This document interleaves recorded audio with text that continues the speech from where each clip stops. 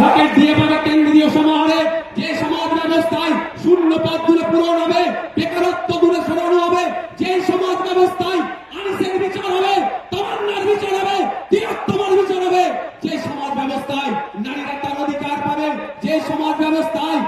কৃষক তার উৎপাদিত ফসলের দাম পাবে, যে সমাজ ব্যবস্থায় আমি আপনি মেহনত করছি, আমার আপনার শ্রমের মূল্যায়ন হচ্ছে না, এই শ্রমের মূল্যায়ন হবে, মিনিমাম ওয়েজেসটা আমরা বাড়াবার ব্যবস্থা করব। যে সমাজ ব্যবস্থায় নারীদের হাতে শুধু ১,১২০০ টাকা তুলে দেওয়া নয়, নারীদেরকে ক্ষমতায়ন করতে গেলে আমরা মনে করি কম করে ৫,০০০ টাকার ব্যবস্থা করতে হবে, সেই সমাজ ব্যবস্থা আমরা নিয়ে আসবো। তবে হ্যাঁ, ৫,০০০ টাকা দেওয়ার সাথে সাথে রাজ্য কিছু কাজ বুঝে নেবে, এই সুষ্ঠু সমাজ ব্যবস্থা আনবো, যেখানে বর্ণগত,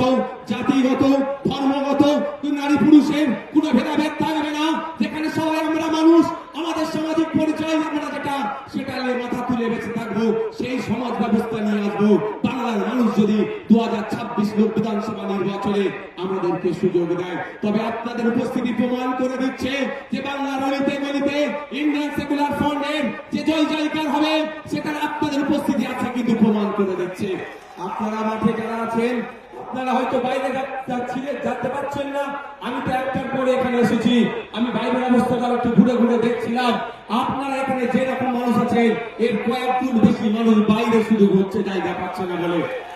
আপনাদের ঘোষণা অনুযায়ী আমি গত বছর ঘোষণা দিয়েছিলাম, আমরা বলেছিলাম আমরা চেষ্টা করব কলকাতায় ব্রিগেডে করা, কিন্তু আমরা যখন অ্যাপ্লিকেশন করেছি আমাদেরকে জানানো হয়েছে